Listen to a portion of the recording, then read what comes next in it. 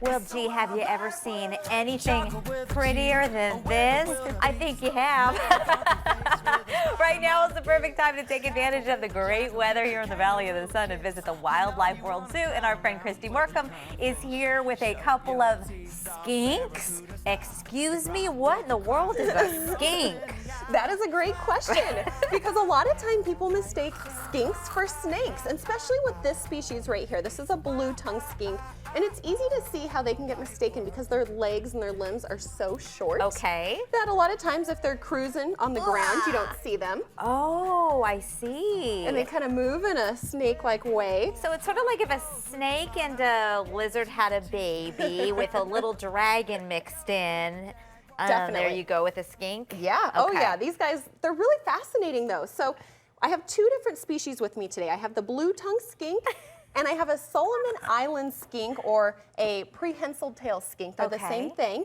Now the Solomon Island skink is fascinating too because these guys are the largest of the skink species. They're the only species of skink to have a prehensile tail, meaning they can grab things with it and hang from it. Oh, like a monkey. They get the name monkey tail skink too. Okay. So absolutely. And they spend their lives up in the trees where these guys spend their lives on the ground. Oh, okay. So I prefer this guy because he's more chill. And look at how the little lungs are going out, having nice deep breaths, yoga style. Right? Yeah, he's just hanging out this morning and he's beautiful and bright green. You can see his head's a little bit more dull. He's in the process of shedding, which they do when they grow. Do they bite? So they definitely can bite, but these guys, they're real chill.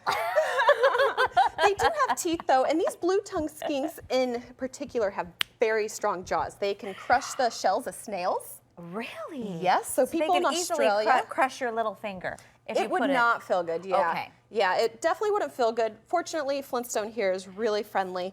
And people in Australia love to have them in their gardens because they help control the insect population. Oh, so what do they prefer to dine on? Typically bugs. They will eat some plant matter, and if they're really large, they can eat tiny little rodents. But they do love the bugs, the slugs, the snails, different things like that. Do these swim?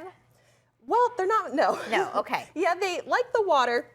But they're really equipped, so this guy's really equipped for land on the ground. So he's going to be living on the ground. These guys are going to be living up in the trees, hence the longer limbs, the really sharp claws, and the prehensile tail. So they both have very different adaptations to help them survive. And another amazing fact, this fact just blows me away. So these Solomon Island skinks, they will give birth to one live young.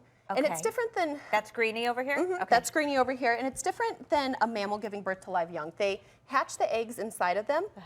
The blue-tongued skinks will hatch several. The Solomon Island only hatches one, but the dad hangs around, and he will even protect the young, which is so unusual among reptiles. It's insane. So they must celebrate Father's Day. Yeah, oh yeah. Well, Christy, I love seeing you. I'm not sure if I'm going to be wanting to give either one of these a hug anytime soon, but it was very informative. Wildlife World Zoo open 365. It's a perfect time of year to visit you guys. It is. It's perfect zoo weather. Okay, thank you so much. Thank Good to you. see you. Yes. This one's eyeing me. Gina, help.